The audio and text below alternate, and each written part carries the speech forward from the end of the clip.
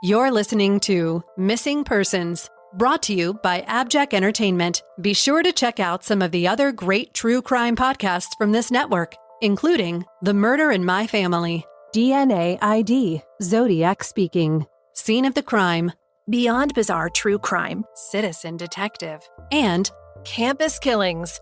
All of these podcasts are available for you to binge on right now, wherever you listen to podcasts. Subscribe where you're listening to this podcast so you don't miss an episode. The views and opinions expressed by guests on this podcast do not necessarily represent those of the podcast, its creators, or sponsors. If you would like to discuss a missing persons case on this podcast, please be sure to visit missingpersonspodcast.net. This episode may contain unsettling or disturbing subject matter. Listener discretion is advised.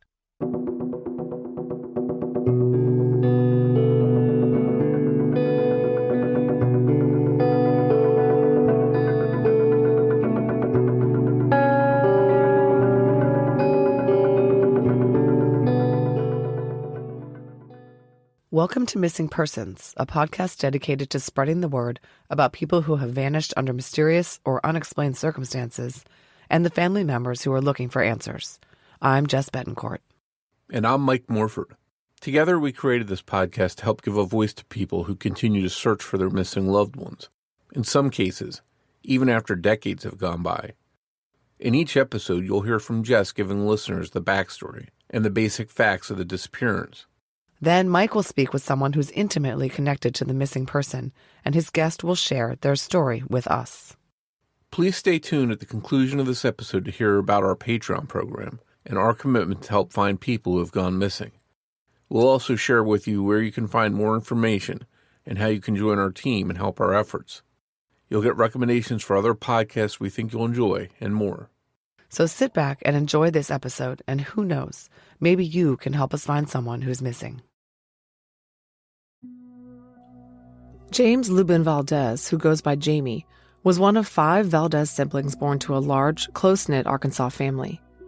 Jamie's family describes him as an incredibly warm and giving person, beloved by his family, close with his teen daughter, and generous and kind to everyone he knew. In June 2021, Jamie was 47 years old, newly married and living in Boonville in Logan County, Arkansas, having recently relocated from Texas. He and his wife Anna had been married about a month.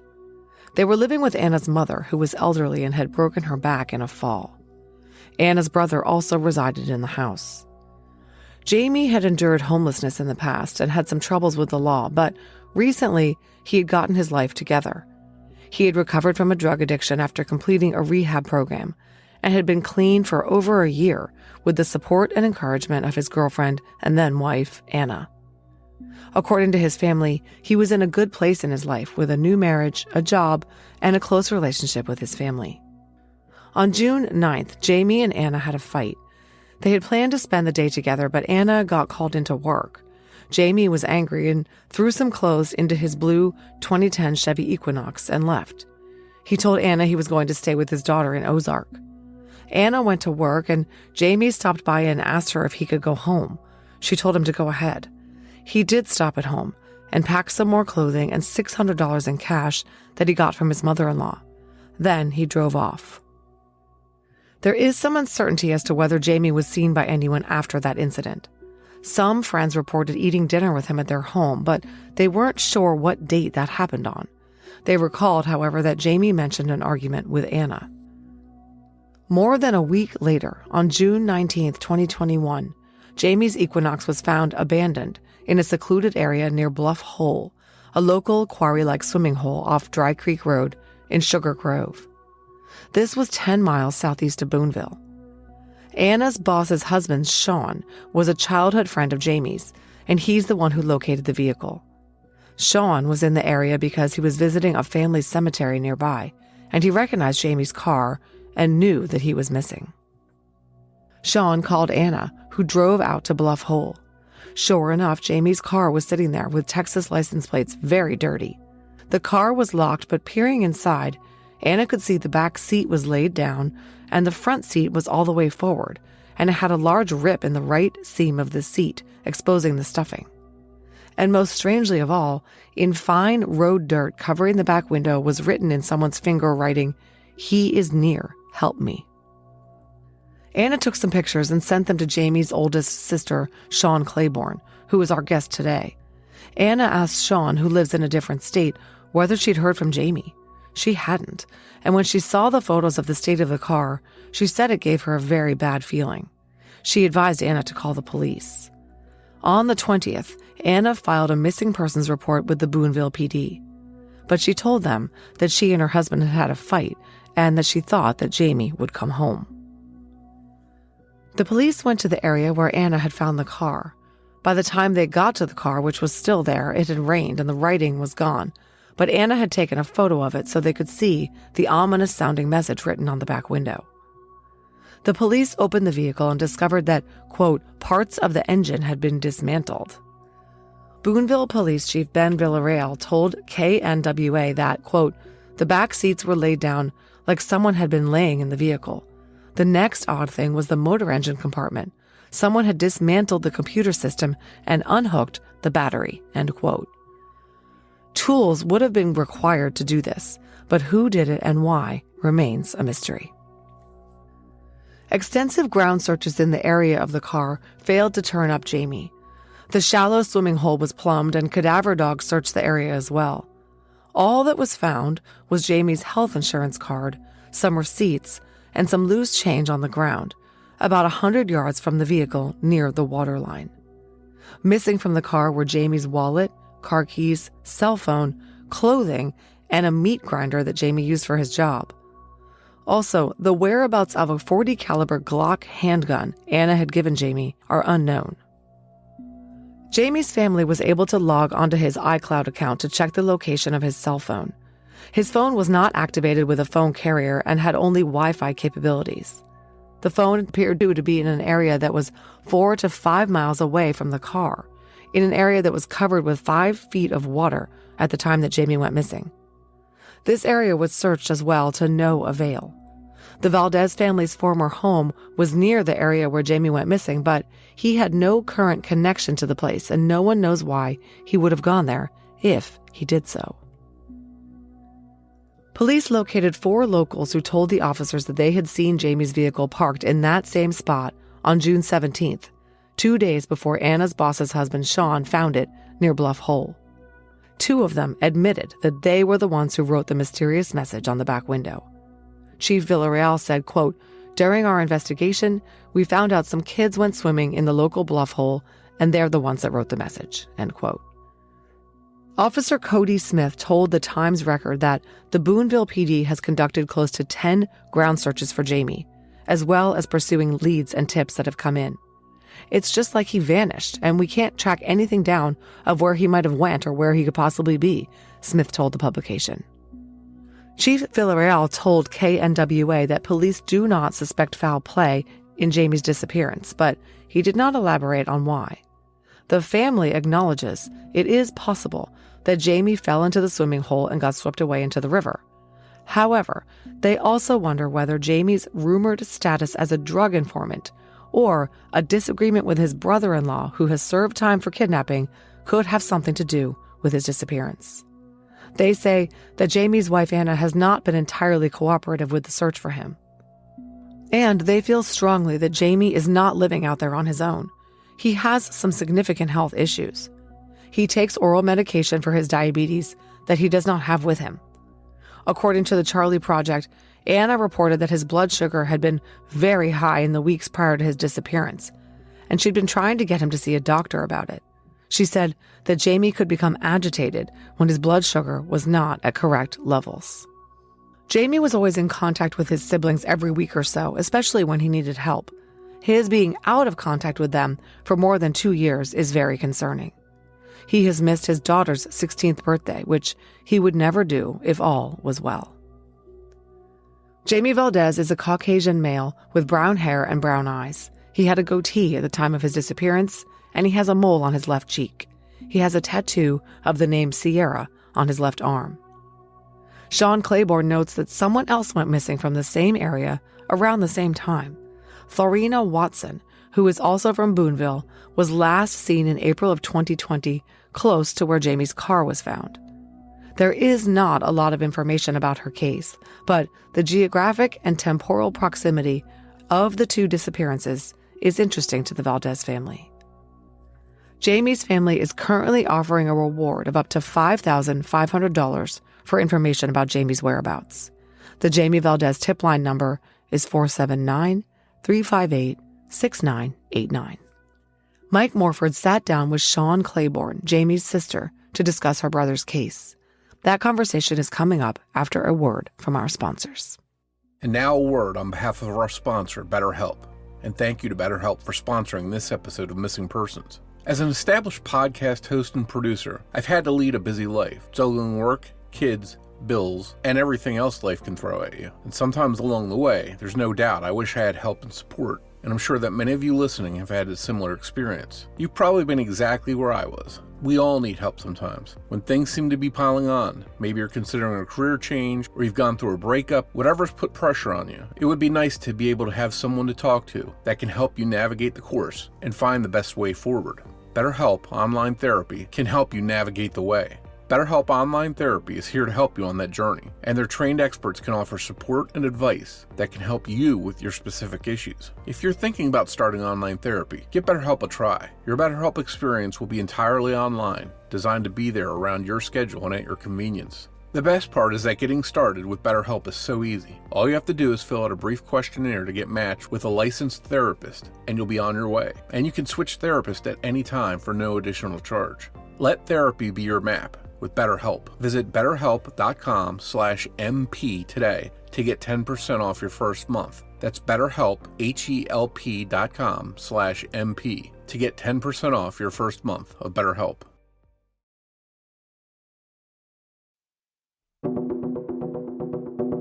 Hi, Sean, and thank you for coming on Missing Persons to discuss your brother Jamie's case with us. Thank you, Mike. I really appreciate you having us on and letting us get the word out about my brother Jamie. Yeah, well, we definitely want to help you do that, spread the word, talk about the mystery of what happened to him. Before we dive into the details surrounding his disappearance, can you tell listeners a little bit about your brother and what was going on in his life leading up to when he went missing? Sure. Jamie was 47 years old when he went missing. He was a father, a brother, and of course a son, a nephew. Lots of people out there love him, miss him, and are really wondering what's happened to him. I know a lot of people say that their loved one was the type of person when they walked in a room, they lit the room up. But Jamie really was that. He would walk in and he would not meet a stranger. He liked to joke around and tell jokes and just was funny in general, loved to laugh. He was a very doting father, loved his daughter immensely, and loved animals, was very kind. I actually just learned today that he had offered somebody his car to have because they didn't have one and he did. That's just the kind of person that he was. So, for him to be gone, it's hard on everybody, his family and his friends, all alike. I mean, they all just really loved him. And I think it was because he was so lovable and he showed love to pretty much everyone he met. He went missing June the 9th, 2021. I received a Facebook message from his wife, Anna, and she had asked me if I had seen him. And I let her know that I hadn't talked to him. I live in a different state, so he had not reached out to me in probably about a week and a half before the day that she contacted me. And so I asked her what was going on, and she said that she and Jamie had gotten into an argument. They had both planned to take the day off work on June 9th, and she got called into work. And so it made Jamie angry because he was looking forward to spending that day together, and they got into the argument. He ended up throwing a few clothes into his vehicle and leaving. He did show up at her job because she did go into work that day. And he asked if he could come back home. And she said to do whatever you want. And he went home and threw some more clothes into his vehicle. He took $600 from her mother. They were actually living with her mother at the time. She had fallen and broken her back. And so she needed some extra care. And so they had moved in with her to help her with that care. And then when Jamie left, nobody seems to have heard from him since then. There's a couple of people who have said they saw him possibly that weekend after, but they weren't exactly sure about the dates, and we weren't able to verify that it was Jamie at the time that they said they saw him. So we've kind of not really included that in his story, but his vehicle was found 10 days later on June the 19th. Anna's boss's significant other had contacted Anna and let her know, he was also a friend of Jamie's, that he had seen Jamie's vehicle in a place that's called the Bluff Hole in Sugar Grove, Arkansas. And so he came after she got off work and along with her boss, and they drove up there, and it was Jamie's vehicle. Anna took a couple of pictures of it, and she contacted me to let me know that his vehicle was found. And she was concerned because the front seat was ripped, and there was writing on the back window that said, "Help me, he is near." And so all of that was very concerning. And she had asked if I thought she should contact the authorities. And I told her, yes, she definitely should. And so the next day, June the 20th, she did go into the Boonville Police Department and made a missing persons report. And at that time, she was telling them that she thought that he was just out partying because he'd been angry. And so they did not take it very seriously. Plus, they also thought it was my other brother, who is a bit of a troublemaker.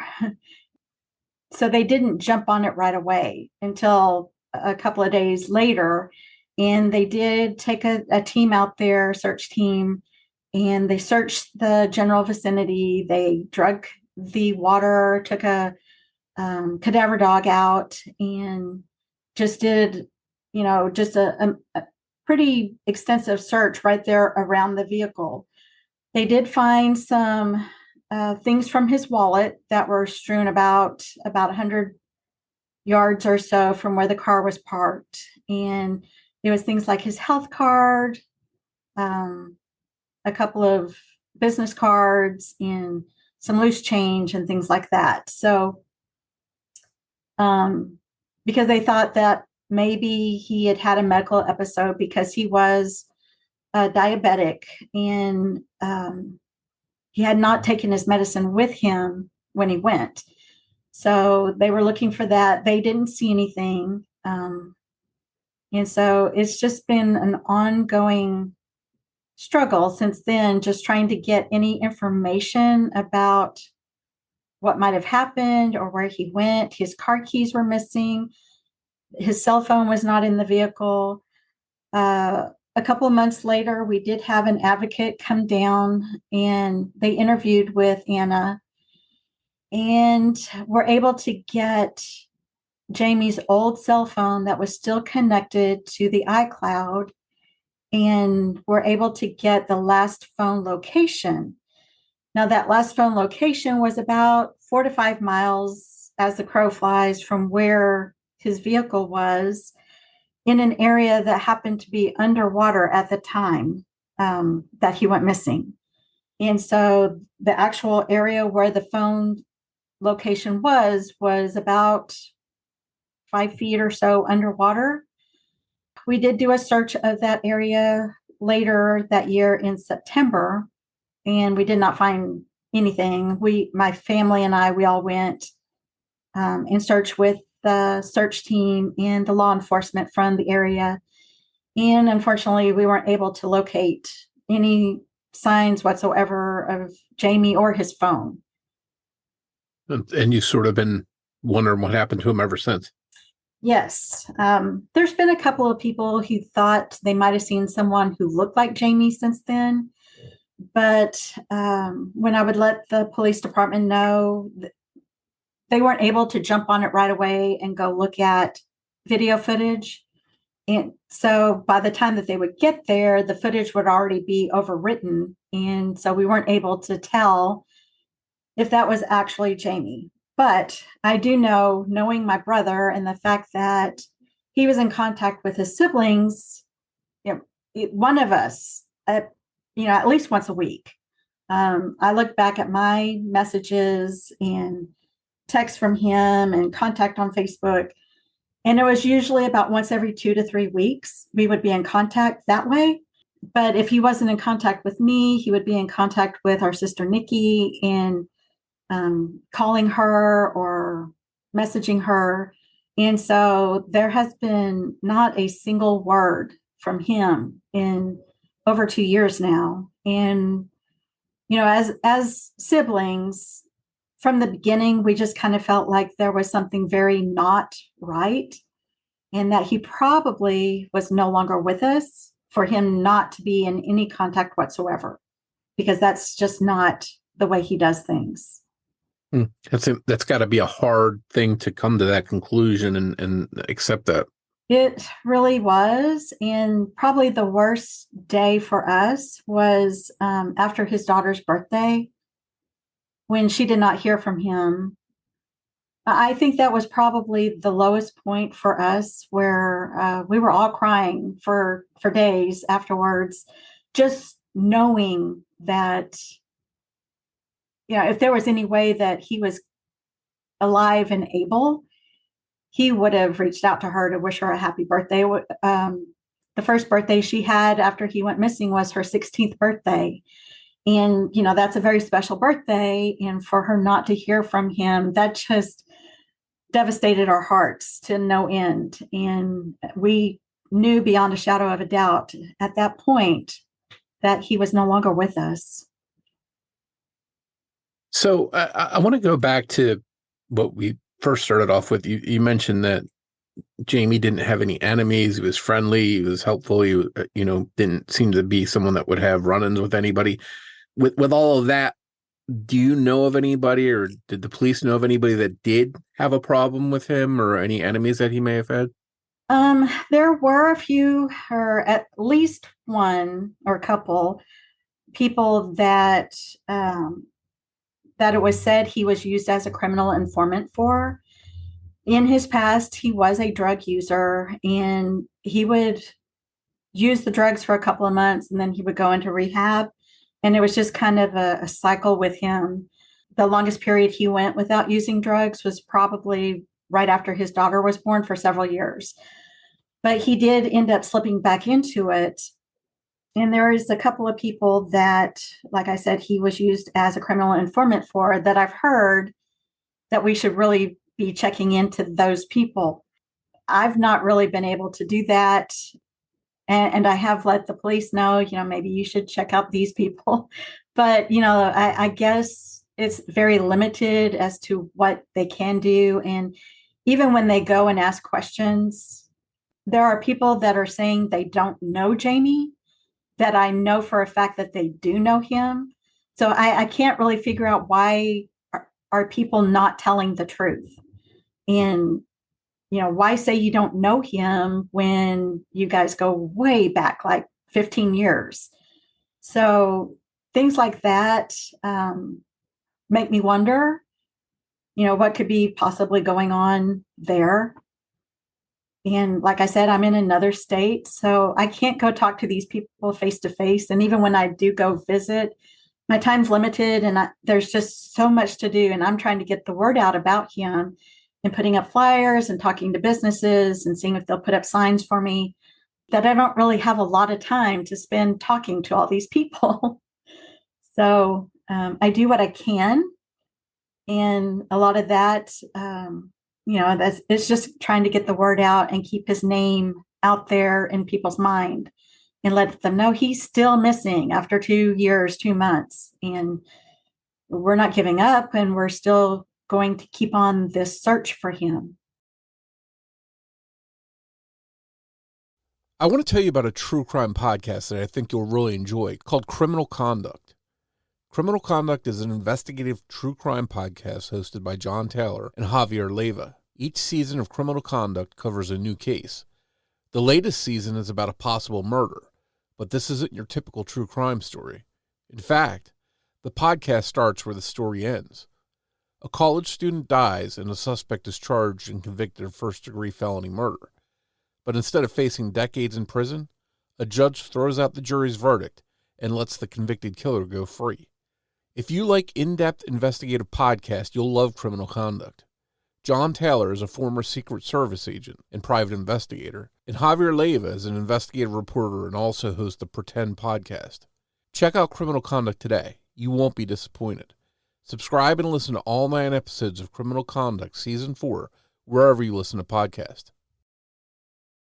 And I want to go back to the day when he went missing. He gets into this fight with Anna, but he goes back to home and borrows some money from his mother-in-law, the $600. Did he mention what that was for, or what he was needed it for? No. And I hadn't talked to him from, like a week and a half or so before he went missing. So I don't know that he really told anybody what that $600 was for.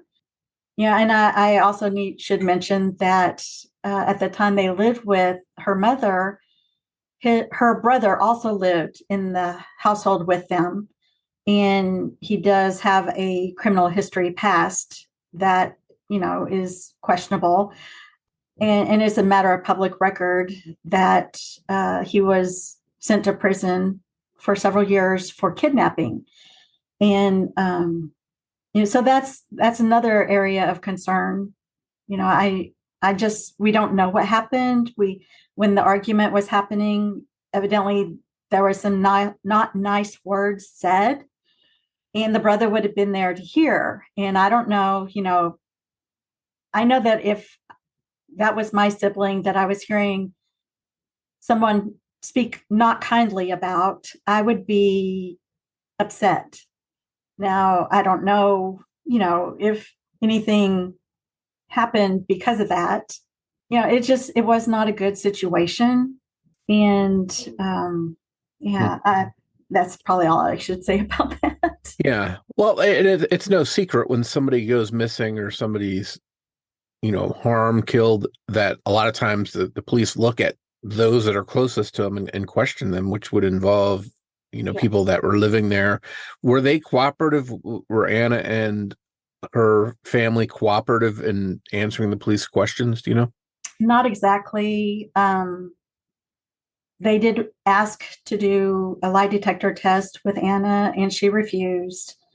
They had asked the brother to come in for questioning, and he ended up just walking out without them really being able to answer any questions. So they have not been the most cooperative. I have talked to Anna off and on since he's been missing. She's been upset through a lot of this because a lot of fingers are being pointed at her or her brother. And so she'll become defensive and say things that aren't very nice. I feel for her. I mean, if my husband of a month went missing, I would be devastated. But on the other hand, I would be doing everything I could to make sure that the whole world knew he was missing and that I needed help. That really hasn't been the case. We've asked her to interview with us or talk with the news stations with us, and she declined. She says it's because she's shy and she doesn't want that kind of publicity. But, you know, I'm shy too. I was actually voted the most shy in my high school class. But I'm doing this and I'm doing it for my brother, because if we don't do it, who's going to? Nobody. And he'll be forgotten. And I'm not going to let that happen. So I shout it from the rooftops every chance I get that he's missing and we need help. And he's out there somewhere and somebody knows something. And they just, even if they have to do it anonymously through whatever measure, just to reach out to either us or the Boonville Police Department and give us a break and let us know where he's at. Yeah. And I want to go back to the car being found. And can you repeat, who was it again that found the car? Was it Anna's boss's significant other, or? Yes. Okay. And her boss is female. And so everybody always thinks her boss would be male, but her boss is female. And so his name is actually Sean, and he was a friend of Jamie's and had been a friend for years, since they were teenagers. So he was very familiar with Jamie. And since Anna worked there, was familiar with his vehicle. And he actually,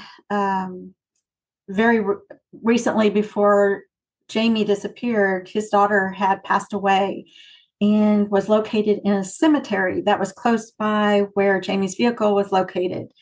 And so he kind of passed by that area quite frequently.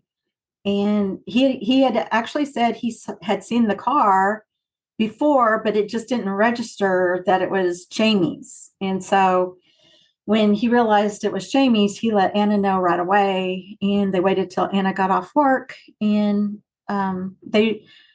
Sean and his Lisa went up there with Anna to take her to see the car to make sure that it was actually his. But it had Texas tags because they had just moved from Texas. Okay. So it was definitely his. It had the Texas tags, and Anna recognized it, of course, right away. So this spot where it's found, is this like a favorite place for people to go? Pretty popular, or is this sort of out of the way where not many people often went to? It's sort of out of the way. The locals know about it. It's a local swimming hole that really only has water in it when the water is high, or if there's been a good rain. Otherwise, it kind of dries up to nothing. But it's called the Bluff Hole, and it's basically one whole wall is a bluff with jagged rocks, and then the swimming area itself is kind of rocky, and there's a very, very rocky creek leading from the Bluff Hole and going down to the river, actually.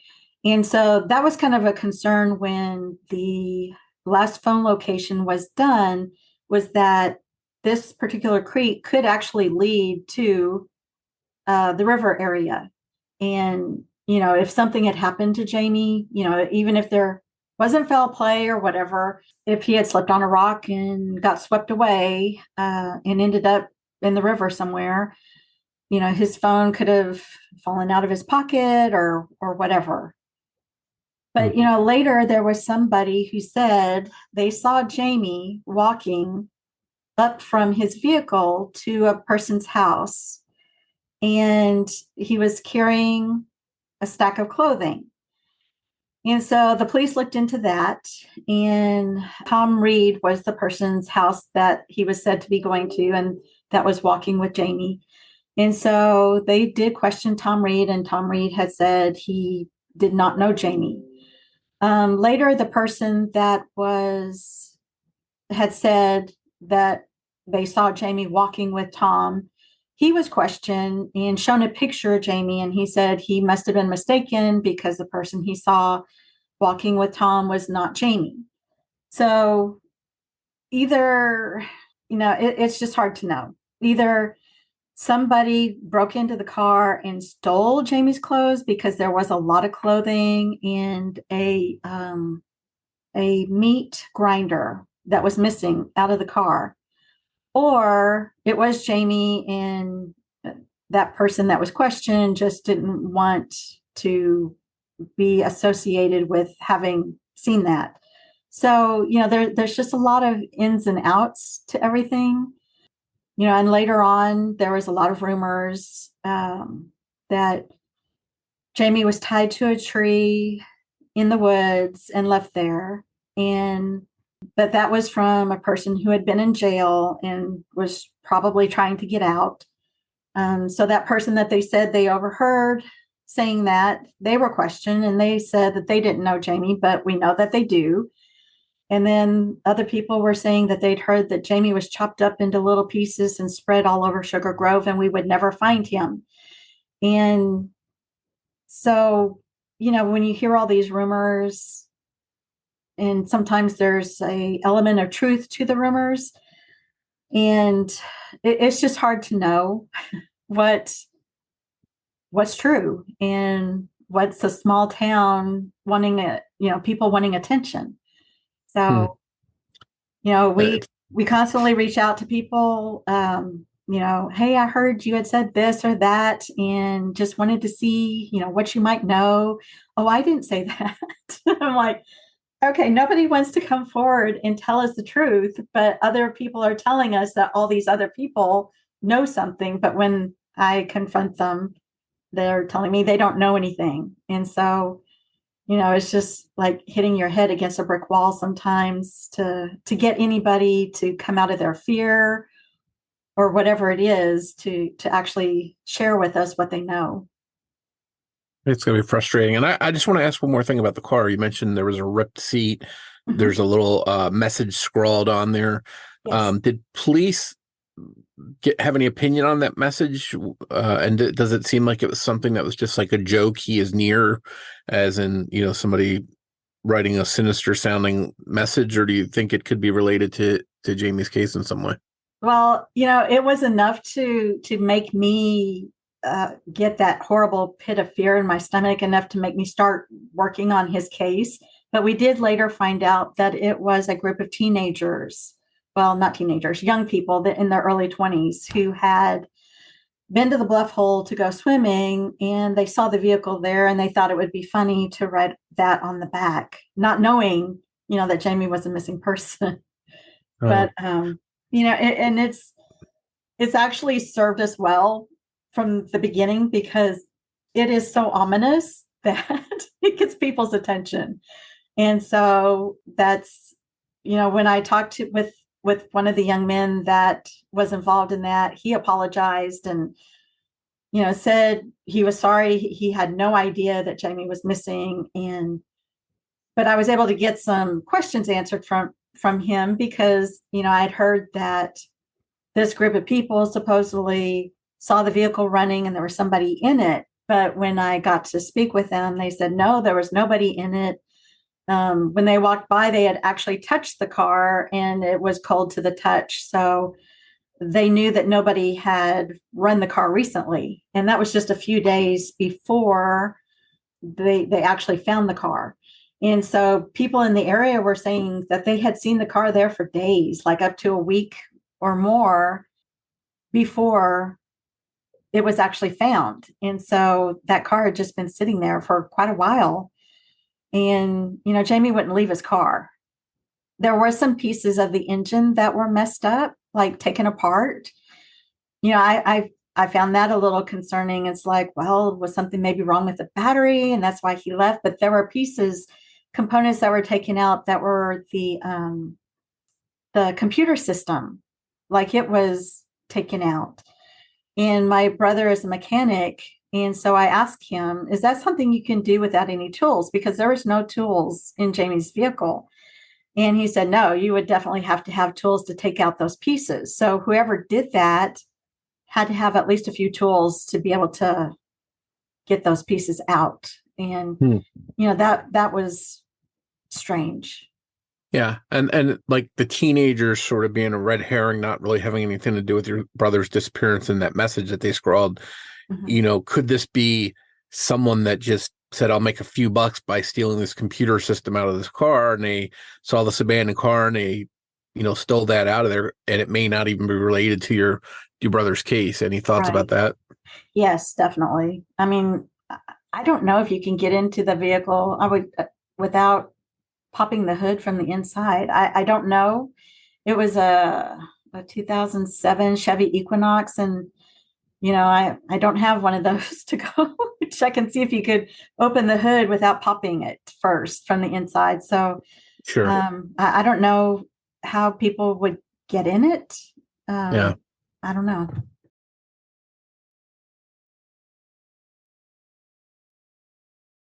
So I want to talk about, the car's found. It's been there several days. The police are looking around that area. You mentioned how, it could be dangerous, somebody falling down in there. Mm-hmm. What kind of searches were done for Jamie in that area? Were there any dogs used? Different people searching? What kind of searches were done? Yes, there were cadaver dogs used in that area, and they did they dove to check if any of the waterways in the area, if they could find anything. They drug it and drug the river, and they did not find anything. They did a search for about 2 days, and nothing was found except for those items out of his pocket, which, it's just strange. They did not find his wallet, but they found those few things out of his wallet. Things like his Social Security card, nothing like that was found, just his health card and the business cards. So, and it was on the banks of where the creek would have been. But at that time that he went missing, the water there was actually fairly low at the bluff hole. And when I'm talking low, I mean, there really wasn't enough water to swim in. Mainly, I mean, I guess you could sit in it and just relax, but you couldn't actually go for a swim because it was that low. Not deep enough to go all the way underwater without laying down or something like that. Okay. Right. Yes. Still disturbing, though, that those personal items of his out of his wallet would be found there out in the open along the water like that, though. Yes. And we've often wondered, was that just like a setup to make it look like he just took off, or what? I mean, we're just kind of clueless in what exactly has happened to him since he disappeared. There was one report, I think, that a Glock handgun that Anna had given Jamie was missing. Is that accurate? And did he have that gun with him that day? That is accurate that it was missing. We don't know for sure if he had that gun with him during that day, because she had given it to him several months before, and he had told her that he was having my sister Nikki store it for him. Well, Nikki doesn't particularly like guns, and she had let me know, I mean, right away, that no, Jamie never talked to her about a gun. She was not holding it for him. And so, that was an element of concern for Anna, the fact that she thought he might have that gun with him. We kind of wondered if he maybe pawned it well before he actually disappeared, or, if maybe that gun was actually used against him. We don't know. Okay. You mentioned earlier, too, that there were some people that had thought they saw Jamie, but they weren't confirmed sightings. I know there was one mention of someone that claimed to have seen him eating dinner with some people on June 12th after he disappeared. Do you know if that was a mistaken sighting, or is there any possibility that was an accurate sighting? I did actually speak with the family that he had dinner with, and she wasn't exactly sure of the date because we were trying to narrow it down. By the time she found out he was missing, several months had already gone by. And so she was trying to figure out if it was, right after he went missing, or if it could have been maybe before he went missing that happened. But we weren't able to actually confirm a date. Now, she did have dinner with him. He went over to their house, and we believe that it was after the argument, because he mentioned the argument and even told them the actual reason why he was upset.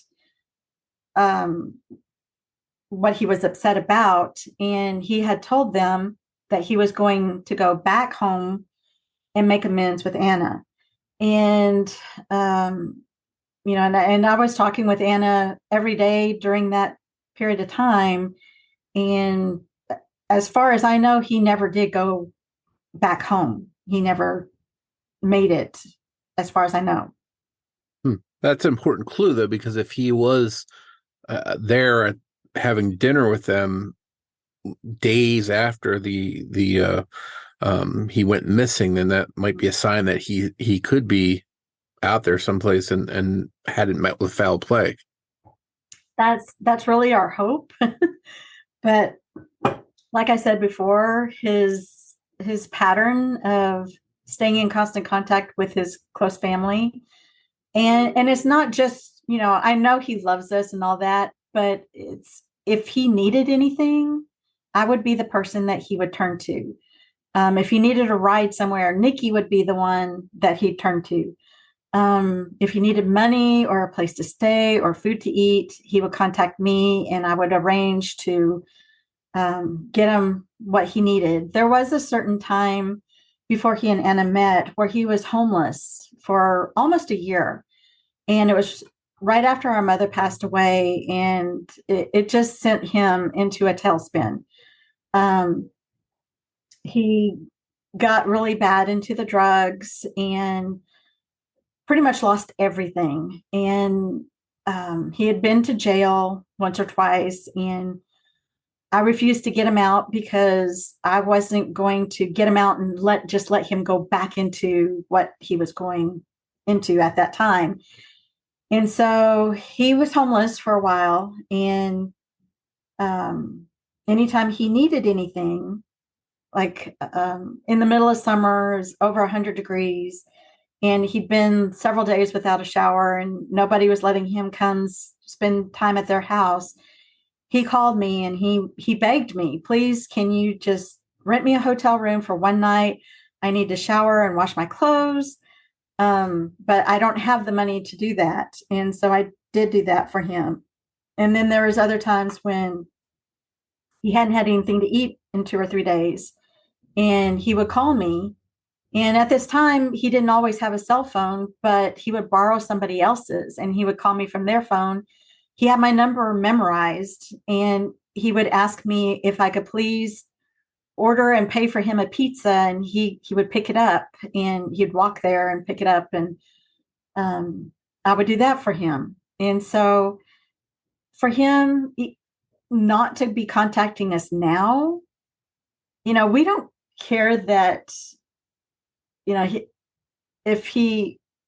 we wouldn't care if, we went through all this trouble and he was still alive. And if he reached out to us to say, hey, I'm still here. But he's not doing that. And he knows we're forgiving people, and that we would, do whatever we could, especially at this point, because we miss him so bad, that we would do anything for him. And our brother, who, they were always in very, very close contact and very close to each other. I can't make myself believe that he's okay. I've tried, and every so often there's a tiny glimmer of hope, but then I'll find out something else and I'll be like, yeah, he's not coming back. He's not able to come back. And there's been some evidence that has been found along the way that I can't really talk about, but if this evidence pans out, then we'll know beyond a shadow of a doubt that he's gone. And it's pretty gruesome evidence. And so I'm just waiting. And, with crime labs and things like that, they're so backed up right now, it's just taking forever. And, I don't want to say he's 100% gone, but 99.9% positive that he is not with us any longer. Well, that's got to be, as I mentioned before, it's got to be terrible to come to that conclusion. But at the same time, even if you find out that he's not okay, you still want to know what happened to him, and if there's anybody that's Right. responsible, you want to find those answers, I'm sure. Yes.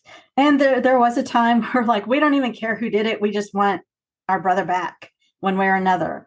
But as time has gone on, I'm like, I do want whoever did this to pay, because Jamie didn't deserve this. Nobody deserves it. And, you can't just take a life from a family and expect that nothing's going to happen. There is another lady in the area that went missing about a year before Jamie did.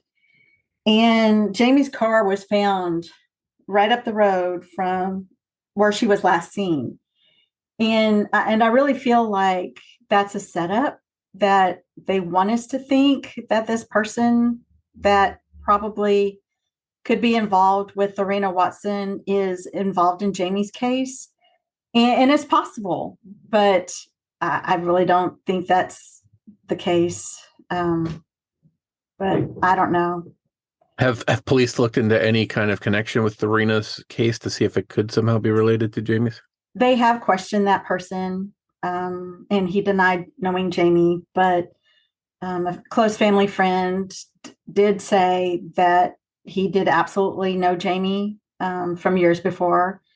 So, there's so many what ifs that I don't know if it's that person or if it could be a member of the wife's family, or somebody that he snitched on being a criminal informant. I just don't know. And hopefully we'll find out one of these days. Yeah. And is there any kind of reward being offered in Jamie's case? There is. Right now, the reward is at $5,500, which doesn't seem like a lot. It hasn't been enough to get the information we need, but there is that reward. And we're trying to raise more, little by little, and hope to get it up to 10,000 eventually. And maybe that number will entice somebody to come forward. Yeah, and hopefully they do the right thing and come forward just because they want to help your family out, get some answers. But sometimes and money it's the right thing to do. helps. Yeah, sometimes money people are inspired by to come forward. So Yes. I guess in the end, whatever gets the answers is what matters. And I also want to find out too: is Jamie's case on file with NamUs? It is. Yes, he does have a NamUs case file. He's also with the Charlie Project, so he's in several places. Yeah, and there's DNA already submitted for him in case he's found in another state. Yeah, we do all we can behind the scenes. I work on his case almost every day, something at least, and talking to people through text or by phone. And it's one of these things you can't sleep because you're wondering, what can I do next? And then you're going over things that people said in your head, and you're trying to just fit the puzzle pieces together to get it to fit right, to find out what happened to him. So I know that none of us siblings are getting a lot of sleep. We're all cranky. But yeah, we're just not going to stop. Well, hopefully you do get some kind of answers and come to some kind of conclusion what happened. Do you have any social media pages or websites set up for Jamie's case? If so, what are they? We do have a Facebook page, and it's James, and in quotation marks, Jamie Valdez Missing. And it is run by one of our advocates. She started it. And I probably do the most posting on it, just trying to keep Jamie's name out there and keep people involved. And, the people on our page they're awesome. Lots of the local people are so helpful and willing to do lots of things, whatever we need. And I am just so grateful for them. Like, I can't even express how grateful. Well, hopefully people go check that page out if they want to learn more about the case. Can they also leave tips or anything with you that you can pass along to police on that page? Yes. On the featured portion of the page, there's there's a lot of information with the flyers and how to contact the Boonville Police Department. And also there is a Jamie Valdez tip line. I can give that number real fast. It is 479-358-6989. And the email is jamievaldeztipline@gmail.com. And so anybody can submit a tip, any information to us through those, or they can message me directly on Facebook Messenger. I also publish my phone number for anybody who wants to reach out to me with any information as well. Well, we'll definitely link to your Facebook page so people can go there, and we'll put the tip line information there and help you, spread as much awareness as we can. I can't thank you enough for coming on, Sean, to discuss Jamie's case with us. And again, I hope you do find out what happened to him and get some answers. Thank you, Mike. I appreciate you having me on, and thank you for helping us in this quest to find my brother.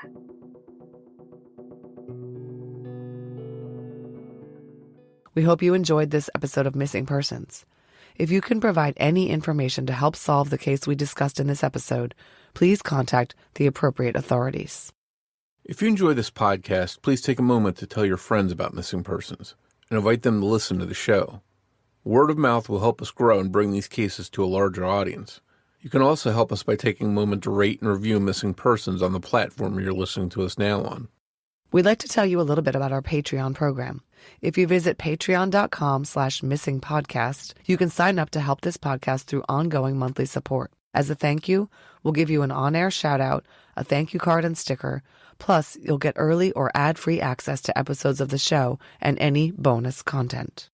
Your Patreon support also goes towards helping the missing, because every dollar that we earn through Patreon will be split with charlieproject.org, the wonderful website that's been sharing information about so many missing persons cases for years. We hope you'll consider supporting the show. Just a reminder that new episodes of Missing Persons air every other Saturday. If you want to find us on social media, we're on Facebook at facebook.com/missingpersonspod.